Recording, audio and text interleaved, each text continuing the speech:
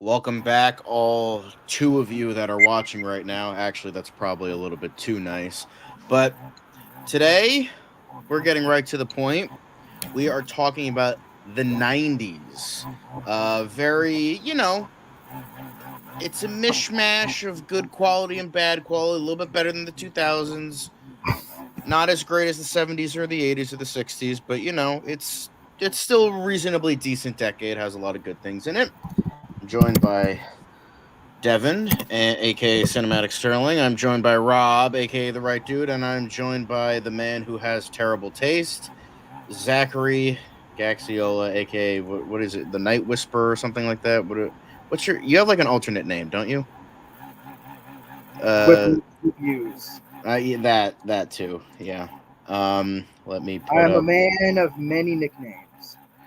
But yes, we are here to discuss some of the best movies of the 90s. Movies we think would be nominated for an Academy Award, but it's obviously up to you guys to decide on which movies would win. And we are once again joined by Mark Thompson, who has finally, got a time out of his busy schedule to join us. Thank you, Mark, for hopping on. But before we get a little too deep into discussions and anecdotes, let's get started with 1999, going backwards as usual. So first things first is a very obvious choice. It got nominated. It was beloved, critical praise all around, to the point that Michael Caine didn't even think he was going to win. I believe it was Best Supporting Actor, Best Actor. He's like, I thought this was going to go to Haley Joel, and so it was a big Michael Caine. It was a big, huge, like, absolutely revered movie. So, not really much to explain here. We all love it. We all think it was one of the best that year. Not really a whole lot to say about this one, in all honesty. This is. This will definitely. I would say this definitely would get a nomination from the Oscars. Yeah, especially seeing how I just looked it up, and what?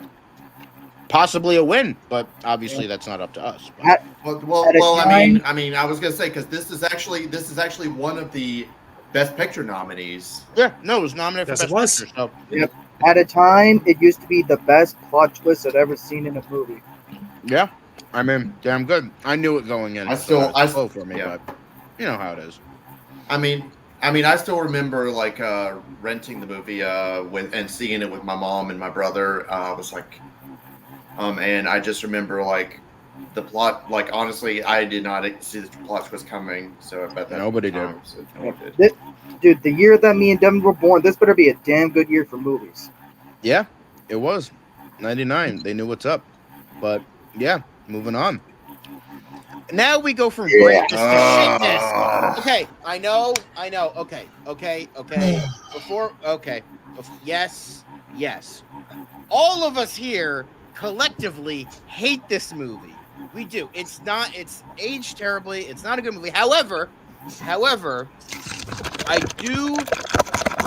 Yes, thank you, Devin. It's okay. I still think it would be nominated because it was popular. It was like it became like the biggest indie movie of all time until Paranormal Activity. It ushered in a new subgenre of horror, even though it wasn't the first. Popularized it. It did a whole bunch of how you market a movie, what it did for horror, and a lot of people still love this movie. So that is the reason why I chose it. I do think the Academy would nominate this movie, whether it's I'm gonna say something, choice, but I'm gonna say something very, very shocking. I like both The Book of Shadows and 2016 better than this. Shocking. Bad taste guy has bad taste. Yes, we're all fucking shocked. But dude, the John. No, I agree. Blair Witch 2016 is way better than this. It's so much better. Brian Griffin's description just be the description on the back of the DVD? Something about a map the walking through the woods. Nothing's happening. Nothing's happening. Nothing's It's happening. over. Nothing's happening. It's over. Yeah. A lot of people look pissed. Yeah. Essentially, Family Guy got it right. One of the few times they did. I mean, I just remember like my older brother was actually in high school when this came out, and he was just telling me like the only thing I know he told me was like, dude, do not watch this movie because the camera will make you sick. And I watched it anyway, and it wasn't the camera. So It was everything else that was shitty. So I have But a yes. little story before we move on. I'll make it. Sure. I'll make it well, quick. yeah. When I don't remember how young I was, but I remember it was like one Halloween night. We were watching this and then Halloween 6 back to back. My mom just picked random horror movies off the shelf. I remember Halloween 6 scaring me more than this. Keep in mind, It's a terrible double feature. Keep in Yeah. mind, I was a kid. I was little. Well, I was going to say, like, I mean, it is Much Ado About Nothing. It is about nothing, and it's a garbage ass. But I will say this. But Rob, But I will say this. Going back to what this would look like in the eyes of the Academy, because this honestly was more of an experiment, and maybe they might try It would've- see. I think it would have been the popular choice, Rob. I Yeah. think it would have been the popular choice. Because this is the very first. This is like the very first found footage movie, isn't it? Not the first, Nope, but Cannibal one of the Holocaust. first. Cannibal Holocaust is the first. Oh, okay. And last that's what it broadcast predated this about a year. But yeah, Oh, just which is, by the popularized. way, way fucking better. Last broadcast, way better than this, and it came out like the same year. So It just popularized because nobody knew what the fuck those films were. So, but everybody knew about this shit. But yeah, so it was, and the 90s were not exactly a good year in terms of a good decade in terms of the Academy making good decisions. I mean, Shakespeare in Love winning over Saving Private Ryan, Forrest Gump winning over Shawshank and Pulp Fiction. Not the best choices this decade for the Academy, but I still think with what it did for the time, I still think it would have been nominated. Like, I know all of us hate this movie because it's not a good movie. As Tom Baker, thank you, Tom Baker, keeps saying in the chat, bad acting, bad. Yes, it's a bad movie, but I still think for the time, the Academy would choose this movie. Only on the grounds that it was like maybe popular, maybe experimental, and that's kind of it. But moving on, let's move on to bigger and better things. Audition. Now, this is more of a. I actually didn't really like this movie that much either. It's okay, but but it's definitely one of those cases where it's like, I think it still would have been nominated. It definitely has like a good suspenseful creep factor to it. It's a little bit weirder, and I think they would have, with how like foreign films were kind of growing by this point, like growing more into the mainstream popularity. I think they would have nominated this. You know what else is growing and growing? These nuts we know. Well, more like D's dicks because nuts don't grow, but you know how it is. But yeah. I mean, I probably am the only one here that hasn't seen this movie, but I am familiar with it. I haven't heard of it. I've never even heard of it. I like Audition. I like it a lot. Yeah, I mean it's got a very famous ending scene, so yeah, it's one of those like extremely popular cult films where like anybody, if you've even heard of it and they start talking about it, like, oh my god, this is the greatest thing ever. So I do think even at the time they would probably nominate it. But next, Yeah. Devin. Yeah. My I will boy- say again, I think they would go for this one. One, it's a period piece, so they do like that. And two, it is homaging film history, and the Academy does like that, where, it's homaging Hammer films. And, I think it does have like a lot of good in it. It is stylized. It does have a bit of over-exaggeration, but I still think it works. And I think the Academy would like those few aspects of Sleepy Hollow. my Wanna favorite. say I something? love this movie. Yeah, this It's my favorite interpretation of the Sleepy Hollow. Mark, what are you going to say? I could see them go for it because they love Tim Burton also. I mean, shit. that's honestly what I was going to bring up too. It's just the Yeah. fact that they do love Tim Burton. They love Tim Yeah. Burton. I can see him getting a nomination for this. I don't see it winning only because Yeah. Sixth Sense was already nominated Yeah. for Best Picture. It was going. It would have won. Yeah. Absolutely. Just like any Best Picture nominee film that's also nominated for Best International Film, you know what's gonna win the international film's gonna. Yeah. gonna be. Tom Baker is spoiling our last pick, and that would be Stir of Echoes. Now, a lot Still of haven't seen this one. I it's a haven't great either. movie. I haven't either.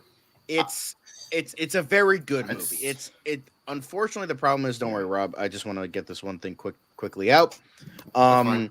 So a lot of people claim that this was a ripoff of Sixth Sense, but it really wasn't. In fact, Stir of Echoes was based on a book, based on a Richard Matheson novel that came out in 1954, I believe. So if anything was ripping off anything, it was Sixth Sense. But a lot of people claimed it was. But even at the end of the day, there was a lot of people did like this movie, and it had a really good cast, it had a good atmosphere, and was overall like a decently stylized but very grounded film. So I think they would still nominate it because of that. Sorry, Rob, what were you gonna say? I was gonna say because this is honestly one that I do remember. This is another movie I do remember renting and seeing with my brother and with my mom as a kid.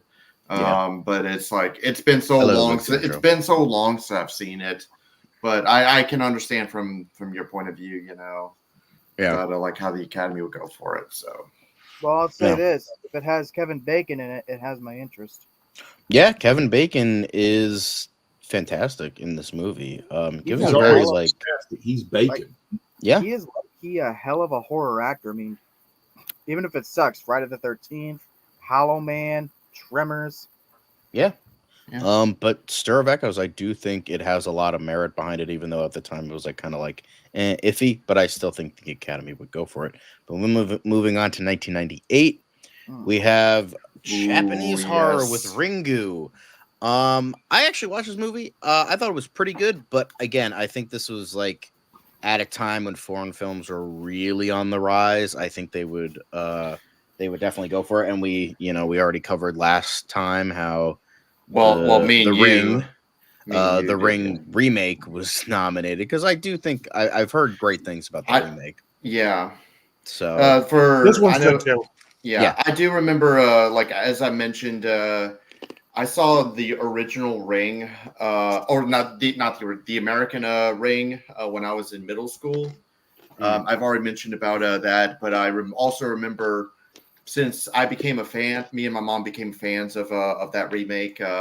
My older brother showed us Ringu, so and that one was just as awesome as the American remake, Yeah. But here's the joke. What's my favorite Ring movie? Scary Movie 3.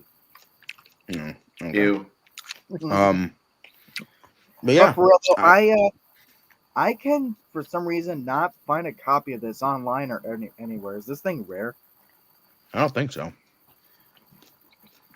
I think I found it online somewhere. Yeah. I don't remember where, but Because I really like the remake. Let me see if it's on. Let me see if it's on any streaming service, maybe. Because I really look. like the American version. Fair enough.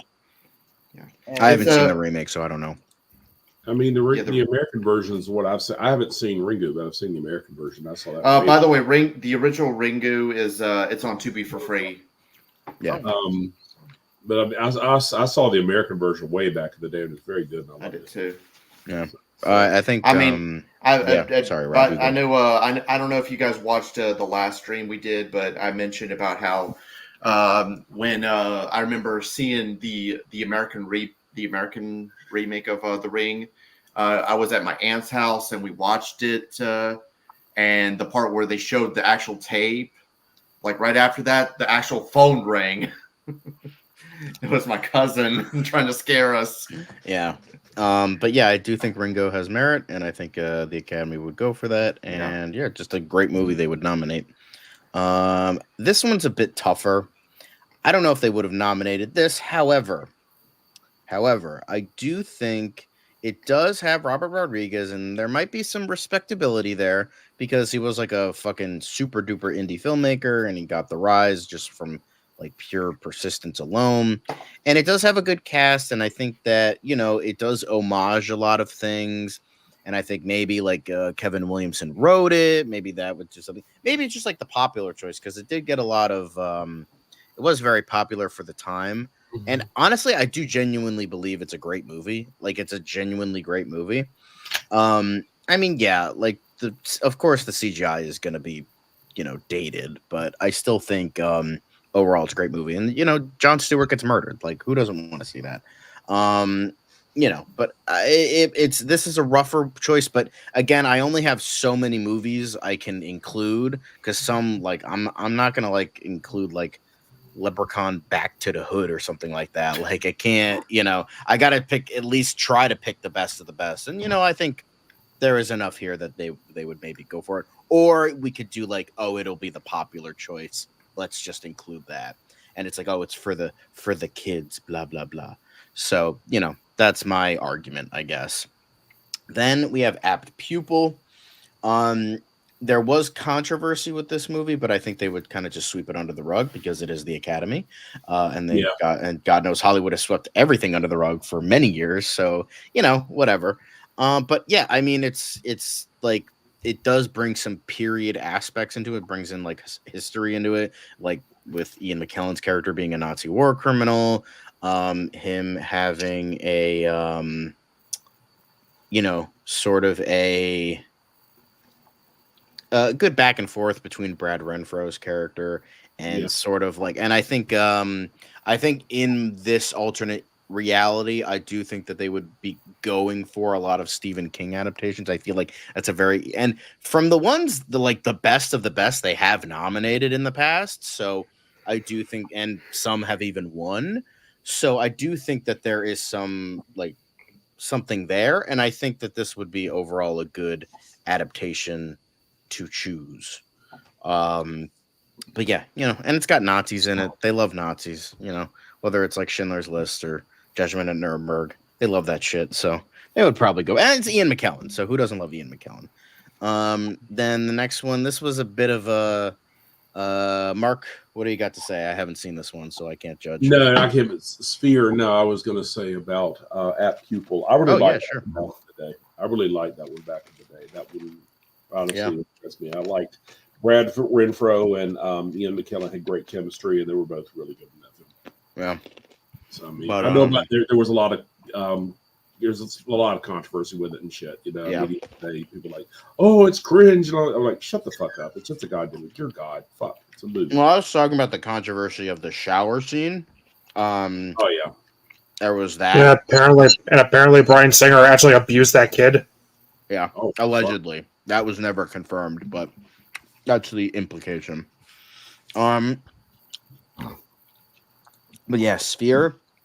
I don't know much about this movie, but it's one of those like it has an all-star cast. It's got a, you know, mystery to the whole thing. It's, you know, big budget. I think maybe like a popular choice for this. Not a whole lot to say about this one since I know very little about it. But yeah, Sphere. I think it could be worth something.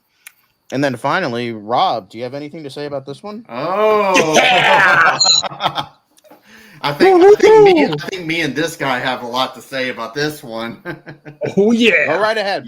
Yeah, this is honestly a phenomenal movie. In fact, we actually watched it. We actually watched this movie this past summer when we came to New Jersey. You know, yep. This honestly, this does definitely fit those vibes of those horror-like vibes, and just talks about like how dangerous it is, how fandom and stardom like it can pretty much damage someone kind of thing. This movie is terrifying. It is really terrifying. Yeah, genuinely great. And the Academy loves I know we say they love period pieces, but they also love stuff that talk about like Hollywood and like the film industry. They like those kinds of movies too. Oh yeah. And even though this isn't Hollywood, it is, you know, about like an actor filmmaking. So yeah. I did see this is one of those movies where I watched this for the first time this year, and it immediately became one of my favorite movies. Yeah, it's a genuinely Perfect Blue great degradation of masterpiece. sanity. I would have. Yeah. I would honestly. I really would have if Satoshi Kon was still alive. I would still love to see more of what he would have done. After, because I think the last movie he did before he died was Paprika. So. Yeah. But you know what? Great movie Since to he go out on. died like prematurely, now he has a mint filmography because pretty much all the movies I've seen of his filmography are like amazing, best of the best. So I guess that's good, right? In a weird sort of way. His But yeah, weakest movie to me, which is Millennial Actress, is still good. yeah. But yeah, Perfect Blue. Everyone and their brother has talked about how fucking amazing this movie is, and we're inclined to agree. And I think this was one of those cases where the Academy would just have to nominate it because it's just that good. So yeah, and I do think it has a couple things they would like. So yeah, I think they would definitely go for Perfect Blue. And Then then we're going to 1990. Sorry, one more thing. I was going to say, and then Darren Aronofsky decided to completely remake it by calling it Black Swan. Hey, Black Black Swan's great Swan is too, but really you can't top fucking this. good. Yeah. Then we get to The Devil's Advocate. This, I think, is one of those cases. I feel like the Academy loves devil movies. Like they love, and it's got like again hugely stacked cast.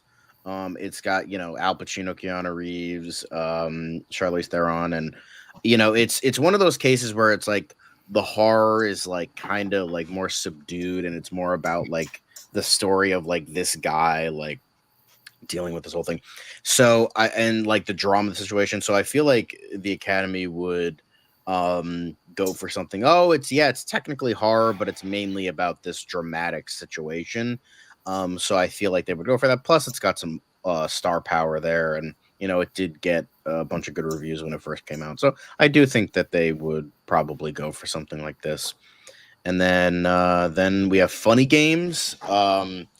This is a kind of a tougher one. Again, I think they would be on their foreign film kick a bit, because this kind of leans into torture porn a little bit. Not bad, but like still a bit rough. And but I think they would, still go for something that's like, oh, it's a foreign film, so it has a lot of merit, and grasping at straws a little bit. So yeah, Funny I plan on Games watching is this another for choice. my marathon. Yeah. Wait, which version? The original or the remake? That was a remake. Yeah, in 2006, 2007, had Naomi Watts in it. I have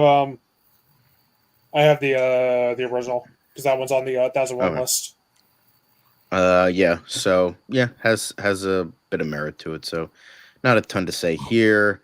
The Relic. This was kind of pushing it because it didn't get tons of great reviews when it first came out, but it does like there's like a history part of it. It's like it's like a prehistoric creature. It's like a lizard like thing, and then it's got a overall very good cast and very good use of lighting and shadows. So, and it takes place in a museum is like kind of, and it was based on a book. We know the Academy loves their book adaptations, so I think this would be something of merit. Then Mimic. Again, this is the 90s are going to be a bit rough, guys. Not one of Guillermo del Toro's best films, mainly because unfortunately he had to deal with the Weinsteins, who pretty much battled him every which way of production of this movie. So, but I think I think like there was enough there that they would probably nominate it. It had a lot of creepy aspects, and it's got a good cast and good like suspensefulness, and it deals with like humanity and evolution, and they might have been into that. So yeah, This Mimic is a movie another I good really choice. want to see. Yeah, I believe there's a superior director's cut out there somewhere. I think it was on Blu-ray. But yeah, Mimic, another choice. Not the best, but I think it could work. And then Anaconda. This would be the popular choice. It's B grade schlock, but I think they would have a lot of. I think they would just not like. Oh, okay, it was popular. let's give it to Anaconda. It's fun. Yeah, I Although Tom Baker does not like Anaconda. That's fair. It's not a great love movie, but man, it's fun. like this is genuinely one of my favorite horror films because the writing isn't deep or layered, and neither are the characters, but there is growth with the characters. They're very likable, and at least for me, I care. I cared when they were being killed off. Like I was like, oh man, not Owen Wilson or whoever, but it's a fun movie. So just I think it deserves a little reevaluation. Yeah. So, but yeah, still kind of be. It would still be the popular choice. So even then, that's why I chose it. This is more of an underground kind of film. Again, foreign. We're going foreign film. It just had a really good premise. Um, and it's like kind of what I assume is like degradation of sanity. Um, so, not a ton to say about this one because I know very little about it, but I feel like it's just one of those cases where it's just like a good premise and probably good execution, and it had a lot of, it had on Letterboxd, it had a lot of good reviews and all that stuff. So I think they would probably go for something like this. And then the next film I have. Now, this was a bit of a tough one to add. I wasn't sure if they would go for Scream. However, I think they would have gone for something meta, like it's something about the genre and about the overall vibe of like kind of like satirizing but celebrating horror movies and mainly slashers.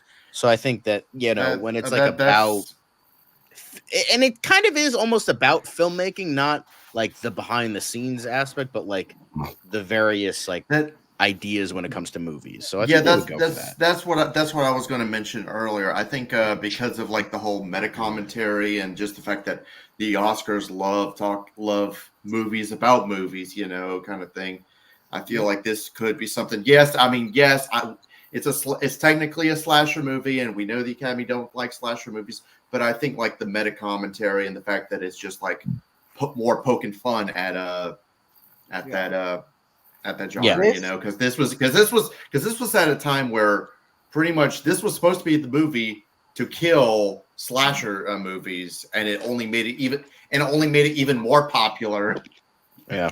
Yeah, this probably would be my pick for 1996, not just because it's Scream and because it's the franchise, but because of what it did to save the genre, and aside from the fact that it's a slasher film, technically, it's smarter with the writing than honestly for me it did kill the slasher genre, not because I hate it, because I love that, because I mean I actually really liked Scream at the time, and I still do, but for me I got the message. Maybe I just paid fucking attention where others didn't, I mean, because to me I was kind of done with slashers by this time, because I mean they had just become so fucking lackluster by this time. Yeah. I mean, Friday the 13th and Nightmare on Elm Street have both died off, poorly, I might add.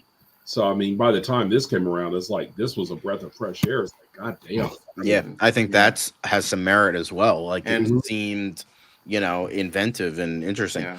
Even though, as Devin says, the killer twist is very obvious. And Yeah. although fun fact about this, I remember the first time I saw this movie, I rented it from the video store, but it only had like it played like the first 10, 15 minutes where Drew Barrymore was being chased, and then the tape got fucked up.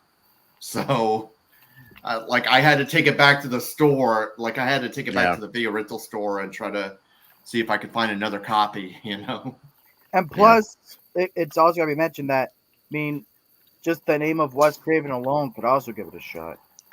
Yeah. Yeah. But yeah, I think Scream, I think they would, whether it's the popular choice, the meta commentary, satirizing slashers. There's a lot I think the Academy might go for with this one. But yeah, next is The Craft, which again, I was grasping at straws, guys. There's only so much.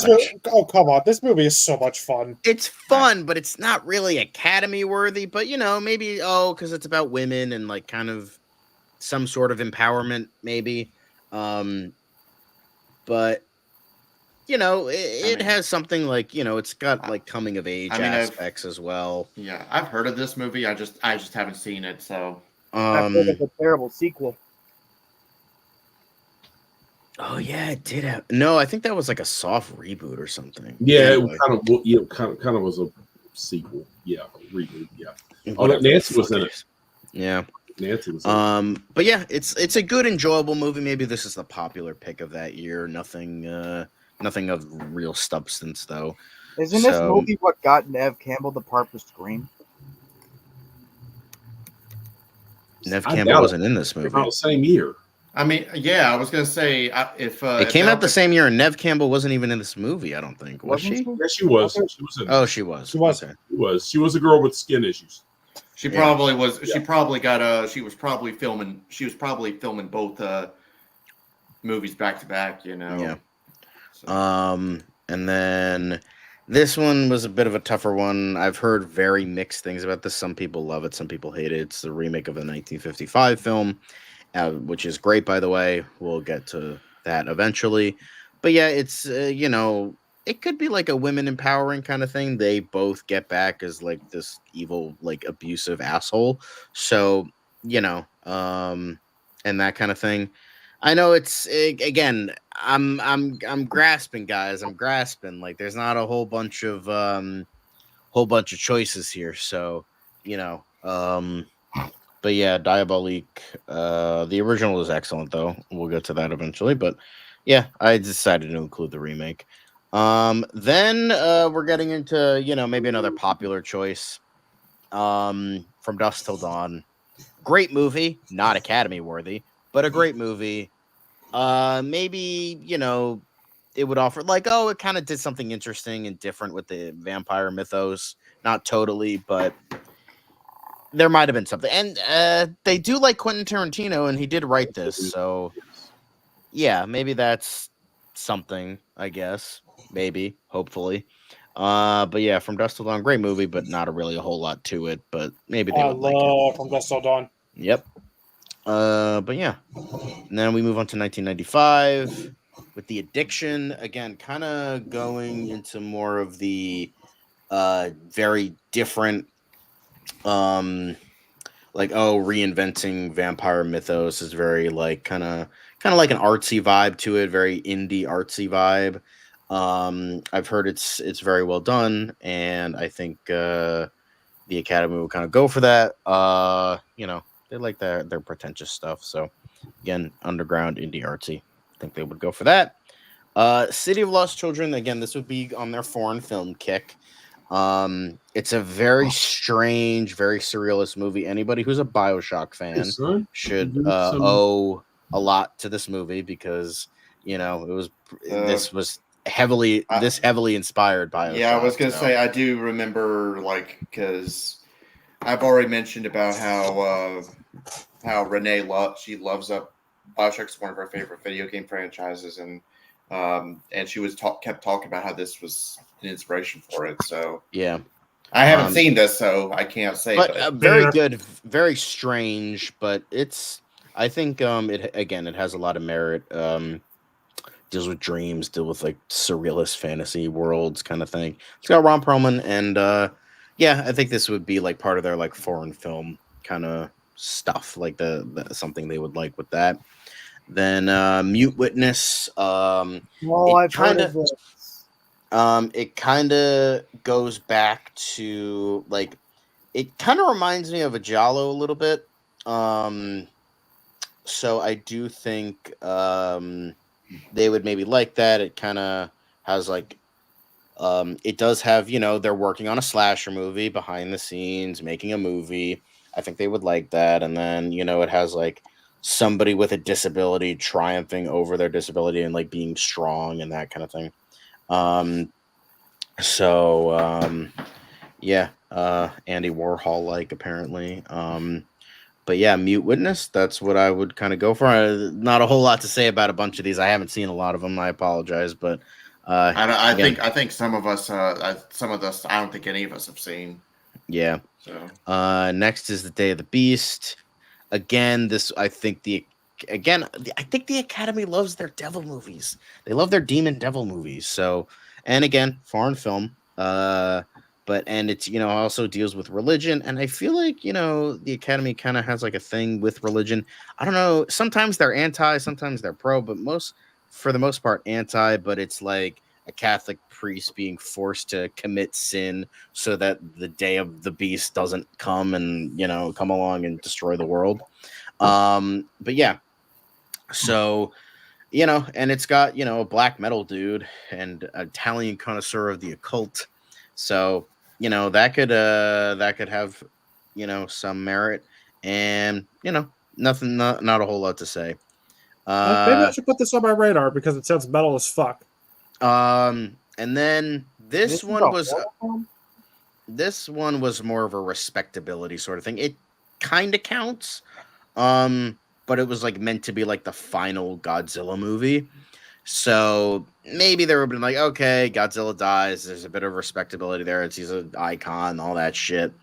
Maybe they would go for that. Yeah. Probably not, but I'm grasping at straws. Next up, Mark, what do you have to say about this movie? Because I know you have a lot to say about this movie because I know how much you love this movie. I do. I really love this movie. I mean, I've read the source material as well. It's very good. Tom Cruise, Brad Pitt, and are both fucking fantastic. Kirsten Dunst was fantastic too. Yeah. She managed to stand up against. She managed to hold her own against two veteran actors in this film. So I mean, showed how much promise she has as an actress. So I mean, it's just a great epic story of an epic vampire tale that covers centuries, literally the lives of these two vampires.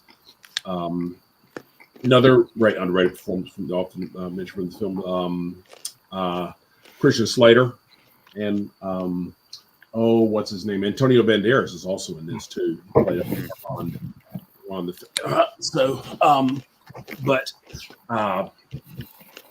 and it's really the funny thing about this film is really more about almost like because Brad Pitt's character, his vampire Lestat, he has this kind of ennui with the idea of being a vampire. He just grows. It's like a part of his humanity never really died, and he just loathes the idea. He does not want to be a monster, So, but it's very philosophical in a way, So I mean, it's just very fascinating. So yeah, Interview with the Vampires is a great fucking movie. Yeah, it is. It is an awesome movie. Beautiful cinematography, great performances, compelling tale. Absolutely, very well told. I think right up the Academy's alley. I mean, as you said, it takes place over centuries. It's a period piece. Mm-hmm. It's more of a higher brow view of the vampire mythos. Yeah. So I think they would definitely go for something like that. It was based on a novel too. I've heard that. But everyone's trying to talk. Mark was first. Let him talk first. Very popular movie. I remember it from the time. I mean, a lot of people saw it and put Anne Rice on the map. Definitely. So I mean, very popular novel. So I mean, this is the one that started. And it did get nominated for a couple Oscars too. Yeah, it did. Yeah, I mean, they even remade it with a TV series. Yeah. So, I mean, so yeah, there is like some sort of, argument because it did get actually nominated for Oscars, so it works. Yeah, I've heard that pacing wise, it felt rushed in some areas without adapting the novel. It did get actually 2 nominations that year. It got a Best Art Direction and Best Original Score, but that's about it. So yeah, I could see it. I could see it definitely getting a nomination easily. Probably win for best. Probably even win. I do think so. Probably win. Although it would depend on what's the next 4 nominees we have. Yeah, of 94. But next we have Wes Craven's New Nightmare. It was kind of following what I was saying about Scream. Again, very meta, although more specifically with the Nightmare franchise. But it's, satire about horror. I think they would go for that. It's about filmmaking. There is like a movie being made in the background. There is that. And then it was like Wes Craven's return to the franchise and all that too. So I do think, and they would, I think, maybe recognize the iconography of Nightmare on Elm Street, because this isn't really a slasher movie. I wouldn't say it's satirizing slasher movies specifically, but it like doesn't really fit into that subgenre a little bit. So it's more like a horror drama that with epic proportions kind of thing. Yeah. It's still one of my favorite films in this series, though, because I'm sorry, after the last film, as soon as Freddy popped out of the closet, like, miss me? Oh, fuck yeah, we missed this, Freddy.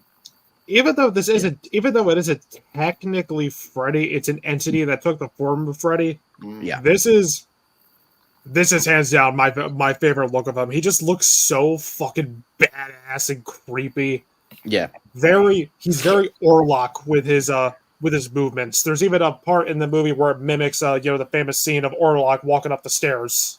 Yeah. And Freddy does that. That's my favorite. That's my favorite shot in the whole movie, by the way. Yeah. So I do think this has a ton of merit. I do think that it would at least get a nomination. I don't know if it would win, but I do think it would get a nomination. But yeah, I know. Okay, before y'all yell and scream, just hang on. Yes, we know this movie is not good. However, I have some argument for this. First off, it is produced by Francis Ford Coppola. That means something. It was directed by Kenneth Branagh. That also means something. It's more based on the book. That means something, and it's a period piece. That also means something. And on top of the fact, during the 90s, the Academy nominated Godfather Part 3 for Best Picture. They had a habit of nominating not the best stuff sometimes. And you know what? I still think purely on who was behind the scenes of this movie, and hell, even who was in front of the camera, it was like, oh, again, period piece based on a book. I think they would probably nominate this. I know, like, audience-wise, I don't think it was. I don't even know if it wouldn't do well critically either. No, I mean, it has a 42% Rotten Tomatoes. It did not do well critically at all. It did not, but I still think, you know, I know a lot of those critics are. There's a lot of stuff it that it would cause. Yeah. Oh yeah, I agree. It would probably get nominated, but I don't see it winning because I'm no. This is but yeah, I could see, like, I mean, maybe for the period piece and all things like that. And I was Kenneth Branagh a household name at the time? Yeah, pretty much. Because I know 2 years after this he did Hamlet. But he did do, what was it in 1989? I think it was Richard V, or Henry V. I forget which Shakespeare adaptation he did first, but that was like critically lauded, and that was like immediate. Okay, like, in terms of a director, he was already Kenneth Branagh was like a name. Wasn't it Hamlet? Hamlet. Well, he did Hamlet after this. Yeah, I was gonna say Hamlet was 2 years later. Yeah, and that's like the best adaptation of Hamlet. But even then, I think he had enough movies. Henry V. I was right. Okay, Henry V was the first film he directed. So, and that was critically lauded. So go ahead. I do think, he does have enough behind him. You know, he did, Much Ado About Nothing, and Peter's Friends and Dead Again, and a bunch of other films that I think would get him enough critical praise at the time. So, yeah, I do think there is something here, but not enough to win. Maybe Devin has something to say. I will have revenge, Frankenstein. I was waiting for you to say that. I was waiting. The only consistently good thing in this movie is Robert De Niro. When Kenneth Branagh is behind the camera and he's not acting so fucking over the top and hammy, it's somewhat watchable. Yeah. Like if we ever did a Cool Kid stream of like moments in bad movies, just Robert De Niro as the monster in this movie, that would be a good moment in a bad movie. Just him. He's not the monster. He's the creature. No, he's the creation, but on set, Kenneth Branagh banned the word monster And he That's what I was- required his cast and his crew to refer to the monster as the Sharp Featured Man. What? The fuck? Yeah. But He ran on a little bit of ego there. You know what? The only reason I ended up seeing this movie was because these guys had me watch. We did a bad for movie roast. A bad movie roast, yeah. Yeah, but anyway, Mark, what were you gonna say? I was going to say Coppola really should have done this himself. Yeah, he should have. I mean, I know he was busy with Preach. Bram Stoker's Dracula, but he really, really, really should have done this himself. I think he would have. Well, at least we still got Even Dracula. Frank Darabont said he was like that was the worst. That was the worst movie of the best screenplay I ever wrote. Like that. Like he said something along that line. So it's like fucking up my boy Frank's fucking screenplay. Fuck you, Kenneth Branagh. But even then, I still think this would probably be nominated. Not necessarily. Well, think it this way: we still got Dracula out of it, which is fucking amazing. Yes. Oh, I can't wait to get to that one. Yeah, but we didn't have to, get. Yeah. Although, Devin, what do you have to say about this one? Jesus Christ walks into a bar. Walks into a hotel. Ow. He hands the innkeeper 3 nails and says, "Don't you ever fucking die? You put me up for the night." Yeah, The Crow fucking kicks ass. Best soundtrack to any movie ever. Rupert Sanders, fuck you. Anyway, so I think this would be nominated maybe as a respect to Brandon Lee after he passed away, and killed on set. But even then, I think they would. It's got some good gothic and neo gothic aspects, and it's got the Academy is a bit of a sucker towards a nice love story. So I think they would kind of, with the revenge and that. So I think it wouldn't just be okay, we'll nominate this because this guy died. I think they would be okay, but it has some sort of a little bit of merit to it. Yeah. I could see them nominating it even if Brandon Lee didn't die because it actually fleshes out the love story really well, and it's just a great story in general. I'm not a Crow fan. I've read the comics or anything. I've just seen this movie, but it's really well done. I could see them nominating it. I'm not an expert on the Crow comics either, but I will say that this movie is a really awesome movie, and I will say that if the Oscars did do a horror category and this did get nominated, wouldn't this make it the first ever movie to be based on a comic book to get an Oscar nomination of some kind? No. I believe there was. Oh God, what was? There was one in the 30s. It was Skippy. Skippy was a 1931 American pre-code comedy film based on the popular comic strip of the same name. So no, Skippy was the first movie that was nominated that was based on a comic. I got you. Just saying, there's just something. I think the Oscars definitely eat up the story of this couple death just is so bad that one of them has to come back from the dead to avenge their deaths so they can finally move on in peace. That story it's just so powerful. Yeah, unless it's directed by Rupert Sanders. Yeah, because we don't need to talk about that. We don't need to talk about that. Yeah, anyway, this version actually sells you on it. Yeah, I still have nightmares about it. There is something there, definitely, and I think the Academy would see that. Finally, this was a bit of an interesting choice. I don't think they would go for that, but considering the fact that this was probably John Carpenter's most positively received movie since Halloween, which is not saying much because it got mixed reaction. I think They Live. No, They Live was not well received. The Thing was fucking hated when it first came out. So maybe The Fog. Maybe The Fog was well received, but yeah, for the most part, not really. But yeah, In the Mouth of Madness, maybe because like, oh, it's kind of has like Stephen King vibe. It's got a good cast. It's deals with like it references like an old school author, like it's kind of homage to Lovecraft and all that. So there might be something there in regards to that. Not a ton, but maybe something. And Sutter Candy's like kind of like Stephen King a little bit, and they like Stephen King. So yeah, I think there's maybe a little bit there that they would nominate it, or maybe like, this seems okay.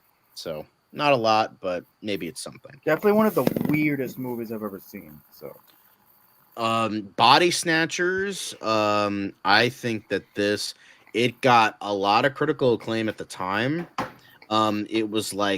This was like one of the few horror films that Roger Ebert fucking loved. He gave it a 4 out of 4. And so I think there's a lot of stuff there, like, it is mainly sci-fi, but it does, it brings in the military. It brings in like, it modernized it, but it still kept like the roots of the story. And it just like it got a lot of critical praise at the time, so I think that might have had something to do with it. So I thought this came out in the 70s. It did. This is another version. Oh yeah, honestly, I didn't even know about this version's existence until this is the first I've heard of it. Well, I'm saying like I think the last stream, when we were talking about the invasion from 2007. I honestly didn't even know about this movie's existence, so until John mentioned it. How many times? Yeah, some of y'all didn't watch James Rolfe's Invasion trilogy of videos way back in the day. I'm a true fan because that's when I first heard about this. So. Some of y'all realize I don't give a shit. But yeah, I think due to the critical praise, I think they would have nominated this. Seeing how much of a classic the Invasion of the Body Snatchers has become, then this does seem like something they probably could go for. So is this version like up to par with the 70s version? I haven't seen it, so I can't say. I've heard it's a worthy addition. It got like from audiences, I think it got mixed to positive. I think so. Yeah, the 70s version is so fucking good. Yeah, I mean both the 50s and the 70s versions are amazing. But we'll get to that soon. We'll get to that sometime. Eventually. Yeah. Would you recommend it? What? I was gonna say, would you recommend it? Which one? What are you talking about? One. I haven't seen it. Oh. I've just heard it's good. But yeah, then the next one I have is The Good Son. Yeah, my mom is the one that introduced me to this movie, so it shows like Macaulay Culkin isn't just the Home Alone kid; he can actually act. Crazy, right? Yeah. And it just like I know it's a very simple movie, but it just like I think he was a popular name, and I think it like used his talents very well. And again, good cast. I think it was Robert. I think it was Morris. I forget his name, but and Elijah Wood and all that. So I think and it also had like it was kind of in line with the From Hell movies at the time. This was The Kid from Hell, so I think that had something to do with it as well.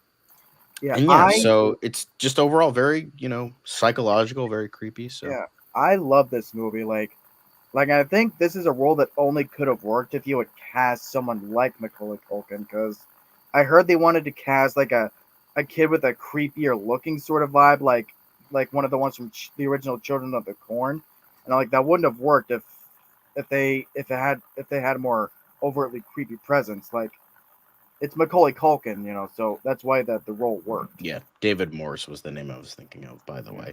Yeah, because they originally had another kid, but his dad, being the abusive asshole he is, like pushed to have Macaulay Culkin in this movie, due to something. He threatened them with something, and he eventually got cast, which is a little fucked up. But I've heard this is a great movie. So, and nostalgia critics are moron. So yeah, we move on. Yep. The next up is we have two combinations of like two great like horror names, Stephen King and George A. Romero. Not the greatest movie ever, but it also has like Tim Matheson, and it deals with, it kind of deals with like the personal struggles of the author, because it was a very personal story for Stephen King after he got outed as Richard Bachman. But I think that would stem from it. I think, and it overall has a good creepy vibe to it. And duality of man, good old fashioned Jekyll and Hyde story. So yeah, I think, and Tim Matheson does the dual role very well. I think he could have been a little bit better, but I think this has enough merit. And I think due to the personalness of the story of the original book, I think they would definitely go for that. So next up we have Kronos. This was Guillermo del Toro's first ever film. And again, it reinvents the vampire mythos in a unique and interesting way. And I think it definitely has like a little bit of body horror to it. I think it has a good old fashioned, like, it feels like an old fashioned like Universal movie, but at the same, like a modernized old school Universal film, if that makes sense. So I think, and obviously Spanish film. So this was something that Del Toro I think did very well, and they were on their foreign film kick. So I think I think they would definitely go for this. I think in terms of mythos and lore movies, I think in terms of reinventing, it's very creative, very creative. So, okay, we'll nominate it. So I think that's a definite good. And plus it's just an overall great movie. Sometimes it's just like, hey, it's a great movie. I think they would nominate it. Then finally, this one is a bit of a stranger one. I hadn't heard of this, but I heard it got like good reviews, so I decided to go for it. So this is called The Untold Story, also known as The Eight Immortals Restaurant. The Untold Story. It is based on a true story of it's the idea of like this guy is like on the run from the police, but he's like this restaurateur, and he might be putting meat into his food, like human meat into his food. So it definitely has like a creepy aspect, foreign film aspect, and I've heard good things about it. So yeah, that's all I have to say about that. I haven't seen it. I know very little about it. So yeah. And then, hey, Devin and Mark, what do you have to say about this one? Honestly, if there is a horror movie I can say should be absolutely classified as an epic, this is it. Yeah. Gary Oldman, hands down, best interpretation of Dracula. Like, he just makes Dracula. Besides the butt wig aside, he just makes this version of Dracula. He's so fascinating, layered, developed, and sympathetic, which I honestly didn't mind. Like, this is my favorite adaptation of this. This is my favorite adaptation of the story. Second place, of course, second place being my boy Orlok. But yeah, fucking love Coppola's Dracula. Christopher Coppola or Bram Stoker's Dracula. It's a great movie. One of the best vampire movies. What can I say? Although honestly, this is another case where I wish Ben was on this stream, because this is honestly one of his favorite movies, period. It really says a lot even though I think the Godfather movies are fucking amazing, this is still a Coppola film I like more. I don't know if that's controversial or not, but that's how I feel. It's one of my favorite vampire films. Because you are a heretic. But this film is just, it's absolutely fucking brilliant. I mean, he actually arguably improves the source material by adding a backstory for Dracula, which makes it more compelling. It makes the romance that much more compelling, because he took it and turned it into a romance between Dracula and a gothic romance. Exactly, a gothic romance. He took it and turned it into a gothic romance. So, so it's It's just a beautiful, beautiful, brilliant film. I think it's his fourth best. I've crossed many oceans to find you, or whatever the line is. Yes, it's for a man like Coppola. Fourth best is really saying something because his top three would, of course, be Godfather 1 and 2 and Apocalypse Now. This is my favorite movie from him. I mean, shit. I thought The Outsiders was your favorite movie from him. Exactly. Outsiders would probably be second. But yeah, Bram Stoker's Dracula, I finally saw it recently, and it is as great as everyone says. I know a lot of people make fun of it for a lot of dumb shit, but like I feel like that's just kind of, and then on top of that, great movie. It's up with the Academy. I mean, it got nominated for awards. I don't know if I don't think it won any. Let me take a look. But it's the art direction, the production design. It's a big budget. Like it won 3 Oscars. It fucking won Oscars. So if anything were to win Best Horror Film of that year, it's Bram Stoker's Dracula. It won costume design, it won effects, sound effects editing, and it won Best Makeup. Yeah, it won costume. And nominated for art direction. Yeah, I was gonna say it got nominated for art direction, but it didn't win. So yeah, it won 3 Oscars. So if anything were to win Best Horror Film of that year, it would be Bram Stoker's Dracula. Francis Ford Coppola's Bram Stoker's Dracula. But yeah, overall, all of us love this movie. I mean, the Academy clearly loved it. It's like the obvious choice. I don't even remember what the other nominees were for 1992. So actually, there might have been one that I know. But yeah, Bram Stoker's Dracula, it's severely excellent, and anybody who says otherwise can eat brick. Exactly. Which is a shame because Candyman is also excellent.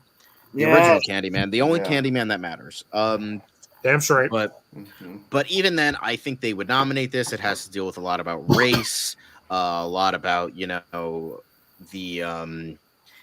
there is like the urban legend aspect. There is like the very creepy Clive Barker aspects. I don't know if they would like Clive Barker, but it had a lot to say about like racial identity and classism as well, and how there is the idea of like white people encroaching upon the quote unquote safe spaces of black people, and it had a lot to say about race, but not in a demeaning or it was talk down to the audience kind of way. It said it in a very it treated the audience like adults and subtlety, and not white people are evil. The white man.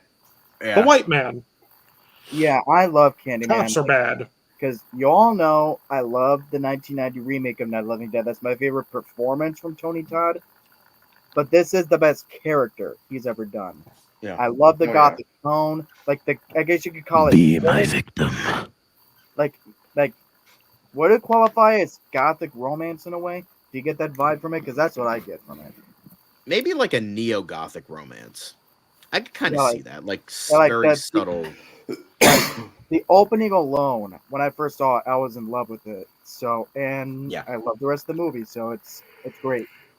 Yeah, Candyman had a lot going for it, and it's a shame that it had to be, in our world, nominated to Bram Stoker's Dracula, because that would probably win. This one was. I will say this. Say this about Candyman before I go to hop off because I have work in the morning. One of my favorite stories was the scene with the bees, and Tony Todd negotiated $1,000 bonus for every time he got stung, and he got stung 23 times. The body. The body. Not the bees. Less said about that. If we're doing worst horror film for Razzies, Wicker Man would definitely be on there. Oh God, yes. That has to win. Honestly, that might be next year. Hell with it. Bye, Devin. I'm just kidding. But I think, Candyman would be. It's a great film. Dracula's probably better, but Candyman is still great. Then this would be The Babysitter from Hell. This was a good movie too. A very good movie. Good psychological horror thriller. And I've heard Rebecca De Mornay is very good, very creepy. Fuck yes, she is. What do you have to say, Mark? I haven't seen this, but clearly you've seen I've seen it. Yeah, it's very good. Rebecca De Mornay kills it. She steals the show. I mean, she's absolutely fucking terrifying. Everybody was talking about the scene where she breastfeeds the fucking baby. I mean, because that was just so fucking creepy. The idea of another woman breastfeeding your baby, you know. So I mean, like that was just horrifying to women, you know. So I mean, that was, this was definitely one of the more talked about movies of that year. So I could see this as well. Yeah, it's a From Hell movie, and I think the Academy would have liked that. Yep, got a lot of critical praise. Although, fun fact, it's getting remade, so there is that. Because of course it is. Probably gonna suck. I think Micah Monroe is in it. It's gonna be the Rebecca De Mornay character. But yeah, I've heard great things. Had a lot going for it. It was a good psychological film. A lot of critical praise. Boom. There you go. Now we're going from grounded, interesting to very weird. This was The Substance before The Substance. Death Becomes Her, Robert Zemeckis film.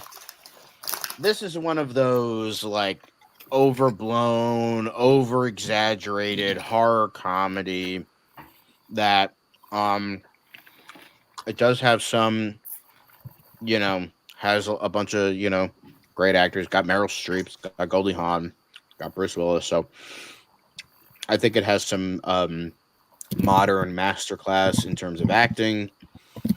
Got a great director behind it. And yes, it is sillier, but it does have like, the idea of like, it does have something to say about like ageism in Hollywood, and the Academy might go for that. Like once you hit like 40, you're now like considered like an old maid in terms of like not only Hollywood, but in like general in society. Like you're deemed like unfit to live because it's like, oh, you're old now. What the fuck's the point? So it did have something to say about that. So there is that as well. Had a bit of filmmaking aspects behind it with the acting, being a fading actress. So yeah, not the best, but I think there's some merit to it. Then this one would have been simply another edition. That's all I can say. This wasn't beloved when it first came out. Yeah, not a lot of people liked it. Hit, though. I mean, but it has become a cult hit. But at the time, it would just been like, we can't nominate anything else, and it doesn't matter. Bram Stoker's Dracula is gonna fucking win anyway. What's the point of nominating anything else? So I think they would just like, just give it to David Lynch. Why not? Here, fine, there you go. Yeah. But yeah, it's still David like, Lynch. He's still David motherfucking Lynch. So, but yeah, I think Twin Peaks was still like, it's still beloved at the time, and it still had like fit into those aspects, and it was like, even though it wasn't loved at the time, it still like worked with what it was going for. So Twin Peaks Fire Walk with Me, not a lot to say, but it is what it is. Yeah, let's go with the obvious one in the room, guys. Best Picture winner of that year, even though they don't claim it's a horror movie. It's a horror goddamn movie. Fucking motherfucking horror movie. It's a horror movie. It's not like you could pretty much, you can cover it with whatever kind of bullshit you want, but at the end of the day, it's still a horror movie. Come on. Still a horror movie. You agree? And it would be the obvious choice to win Best Horror Film because it won Obviously. Best Fucking Picture. I was gonna say, Not is really this a the whole lot only to say. is this the only horror movie that ever won Best Picture? Yeah, and it's one of the few that swiped the top 5 trophies, like Best Picture, Best Director, Best Actor, Best Actress, and then I think Best Screenplay. Yeah. Those are like the top tier like best awards to win. And I think only other 2 were One Flew Over the Cuckoo's Nest and one other one I don't remember. Maybe like Gone with the Wind or something like that. Something that happened earlier. But yeah, there's not really a whole lot. It's fucking Silence of the Lambs. Silence of the Lambs. Come on, man. So not really. I'll try to go through the other ones. Anthony Hopkins. He absolutely deserved it. Like he absolutely deserved that Best Actor. Yeah. Not only did he. Not only did this. Is this the only horror movie to win Best Picture? This is also one of only 3 movies to sweep the Big 5. So what was the other one? I know. Yeah, the Big 5. I know One Flew Over the Cuckoo's Nest was the other one. What was the other one? Over the Cuckoo's Nest. I think was it. It's not Marty, was it? No, I don't think it was Marty. I think not Marty.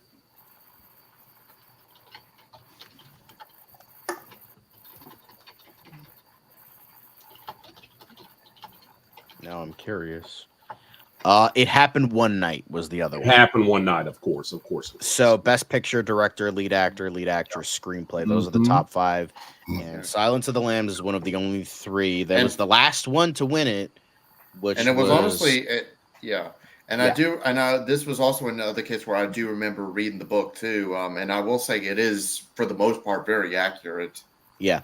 So, but yeah, not a whole lot to say. Everything about this movie is supremely excellent.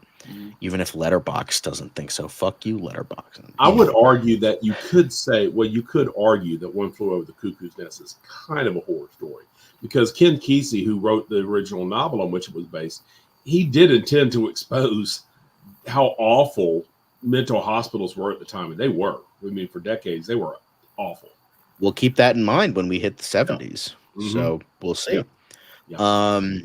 Then we get to all the other movies that come out in 91, the ones that don't matter, because Silence of the Lambs would definitely win.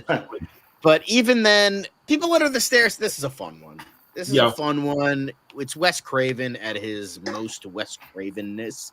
This and Shocker are probably his most insane movies. But yeah, Fool is such a likable protagonist. It's a lot of fun. It's weird. It's Don't Breathe, but actually good. That's what I like to call it. But yeah, People Under the Stairs, such a fun movie. Maybe it would be like the popular choice. Maybe it would be like, we'll just nominate anything. It doesn't even matter. Then I will say Sleeping with the Enemy is definitely a great movie. It's a great horror thriller. And, Julia Roberts gives a great performance. And I always forget the guy who played the abusive husband. I always forget his Eric name. Roberts. Eric Roberts. Eric Roberts was her brother. No, not Eric Roberts. It was Patrick Bergen. Patrick Bergen, yes. He's so undeniably fucking creepy. He really is. He's so fucking creepy. It's like if this came out in any other year, it would maybe win. But the fact it came out the same year as Silence of the Lambs, it's like, damn. Yeah. Sleeping with the Enemy, Joseph Rubin knew how to make these movies, like the From Hell kind of movies, the fucked up family dynamic movies, because he also did The Good Son. So yeah, I think Sleeping with the Enemy is definitely a good contender, like a genuinely good contender for like a best horror film Oscar nomination.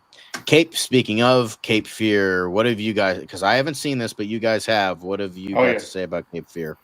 I mean, it's this is honestly, even let's just say Silence of the Lambs never got any kind of, came out a different year or something. This honestly could have been a second pick, because this honestly, it's Martin Scorsese, and you know how the Oscars love Martin Scorsese. It's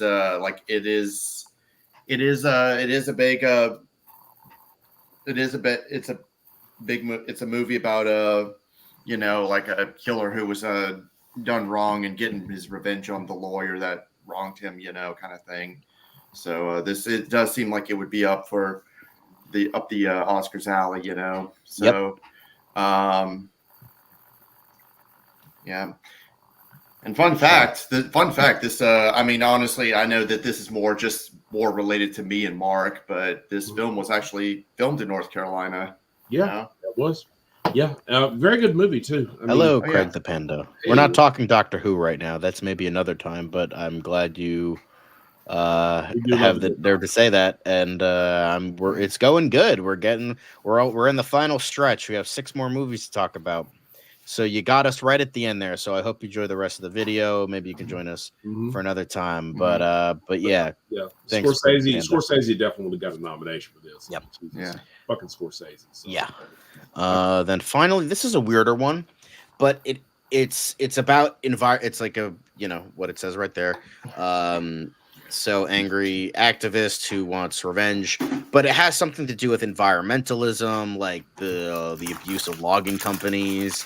So it's about something. The main star is an indigenous man, and great actor.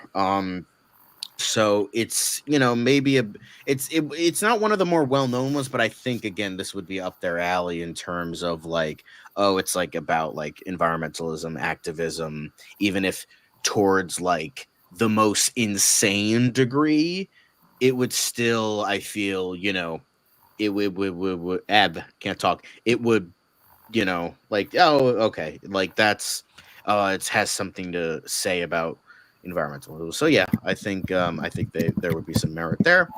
Next one, 1990, another obvious one. We have Misery. Stephen King. It's one of the best Stephen King adaptations of all time. James Caan, excellent. Kathy Bates won an Oscar for this. I think it was Best Supporting, if I remember correctly. Let me take a look. But I know she won. I think she did win. She did. Yes, win. no, she did. I just don't remember if it was Best Actress. I'm pretty sure it was Best Supporting Actress. Let me take a look. Yeah, she won for Best Actress. Best Actress. Oh, it was Best Actress. Yeah. Okay. Yeah. But I mean, because she had a lead role. I mean, Jesus. Yeah. Well, you could argue that James Caan had the lead role because they're very stingy about like supporting and non-supporting. Yeah, I mean, Judi Dench got fucking won for Shakespeare in Love for Best Supporting, and she was in the movie for like less than 10 minutes. So it's like, well, I mean, and like what we just talked about, Anthony Hopkins was barely in the Silence of the Lambs for 10 minutes. Yeah, he was in there for like I think it was like 15 minutes. He was in that movie. So. Exactly. So I mean, but yeah, I could definitely say I don't think it would have been close. I think this would have won. Yeah. Oh yeah, most definitely. That's not even a question. Yeah. This is another interesting situation where you remember what I said about Shutter Island, where Titanic's my favorite movie, but it's my favorite performance. But Shutter is my favorite performance from DiCaprio. This is another scenario where even though Kathy Bates is in Titanic, this is my favorite performance and character Kathy Bates has ever done. Oh yeah, she's just so undeniably creepy. And there is a point, I remember what Doug Walker was saying when he was talking about this movie. She's scarier when she's nice. Yeah. When she's like raving like a lunatic. It's not like, I'm not saying it's bad. It's just like he it's didn't obvious. get out of the Cockadoo car. Yeah, it can get a little bit over the top, but when she's nice, it gets under your fucking skin. It's like so creepy. Yeah, it is. Oh like, yeah, she's creepy when she's nice and she's cruel. I mean, Jesus Christ, when she makes him burn the script. And that's probably the worst thing she did in the movie, and she broke his fucking ankles. It did. Oh man, I still have nightmares about that. Oh God, oh God. And I read the book. In the book, she chops his feet off. This was worse. This was fucking worse. It's like, holy shit. They were in Rob Reiner was gonna have it that she was gonna chop his feet off, but they're like, that would have been too much for like a movie like this.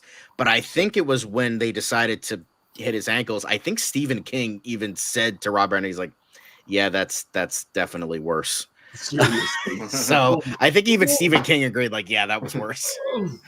God. Oh man. Even Stephen King said, you outdid me. Jesus. Yeah, that is like the example of like when she's not all screaming and raging and all that, when she's just all calm and nice, even when she's breaking his fucking leg. Like, dude, I got chills. Yeah, she's fucking chilling in this. This is God. This made me a Kathy Bates fan forever. This movie did. Yeah, and she was also really good, even though I didn't have it because it's a little bit more drama than horror. So I wasn't sure if I should include it. And I ended up not including it. But Dolores, she was great in Dolores Claiborne as well. She really was another King adaptation. David Strathairn was a fucking sack of fucking shit in that movie. David Strathairn, when you want to get a good villain performance, you get David Strathairn. That seriously was born to play villains. The man's versatile though. He can play everything. He can play everything, but he's the best when he plays. Yeah, he's a great villain. He even played fucking Edward R. Murrow and fucking killed it too. Jesus Christ, man. And I think it is a severe understatement to say that Kathy Bates will be sorely missed as a talent because she's retiring. Yeah, I was gonna say she retired, didn't she? She's doing Matlock. That's the last thing she's ever gonna do, and then she's gonna retire. Which is, you know what, good on her. She's like, I've been doing this for so long. I'm gonna retire. I'm gonna enjoy the rest of my life. Whatever. So good for her. Oh yeah, Misery. Arguably her best performance. I think most of us, pretty much all of us might even agree it might be her best. So it is. I love it. Is. excellent, and I mean James Caan is also severely excellent. Yeah. But yeah, the next one we have, it's a shame that Jacob's Ladder had to come out same year as that, but this one, it's just one of those cases where it's like, it's just such a great movie where it's like the Academy has to nominate it. Like it's Yeah. just inherently a great movie. Like Yeah. it wasn't like the biggest thing. It didn't get a ton of like notoriety, but still at the time it was, it's like, oh god, he get like Macaulay Culkin's in this for 2 seconds, but Tim Robbins just gave this might be my favorite performance from him. He was just so fucking good in this, and it was just it's mind bending. Yeah, it does have those outlandish sequences, but it's one of those cases where it also like gets under your skin very well, and yeah, as I said, it's just one of those cases where it's just a fucking great movie. Like, all right, we got to include this because it's just great. It wouldn't win, but it's a fucking great movie. Yeah. So, if you haven't seen this, I recommend it. So, yeah. But Jacob's Ladder, it had a lot going for it. A lot of this movie. Yeah. I mean, I remember her watching it. I'd never actually sat there and watched all of it. I mean, I've seen parts of it, but I would recommend it. Yeah, I'm definitely planning on watching this at some point, maybe this month. It's Adrian Lin. He did Fatal Attraction as well. Very good director. Yeah. But yeah, pretty much everything about this. It's just like I know we like to come up with like, oh, why would the Academy this? Like, oh, period piece, oh, this, that. It's just like, no, this is just a fucking great cinema movie. Yeah. Like, it's just fucking it was well regarded at the time, still is. Yeah. I mean, my mother thought a lot of this movie. I mean, and she was no big fan of horror movies. I mean, she did like them when they were good, like Halloween. She liked, and she even watched Halloween too. But like Jacob's Ladder, I mean, geez, my mother was a cinema fan, so I mean, if she liked something, she liked it. So, most definitely, yeah. Then we have something a little bit more child related. Yeah, The Witches. It's just one of those more fun movies. It is, yeah. Maybe like a popular choice of like, all right. Although it does have those, because I'm probably the only one here that has seen this movie, because it does. Because yes, it is more like aimed toward like the family friendly. Even though I don't know if I would even classify as family friendly because it's like got a lot of really scary imagery. So, but I could see this like because it does have a lot of horror vibes in it, and Angelique Houston, she is great as the main witch. So, so what can I say? This is honestly, I would say this was honestly one of more of the Roald Dahl's more underrated film adaptations based on his book. I mean, everyone goes towards Willy Wonka, and that's fair. But yeah, I've heard The Witches is great. I heard the remake sucked though. I haven't seen the remake. I just heard how terrible it was, so I didn't bother. Yeah. So even though it's like slightly closer to the book, but yeah. But yeah, The Witches, heard it's great, and I'm like, yeah, you know what? It's like, oh, it's a popular movie, let's include it type of thing. Next up, another case where it's just like, I think they would go for like the grounded, true crime, fucked up aspects of it, because again, and then on top of it, it's just a great fucking movie. Like, Michael Rooker, this was his first ever performance on screen ever. It was like filmed in like the mid 80s, but it only got a wide release in the 90s. So that's why I included it for 1990.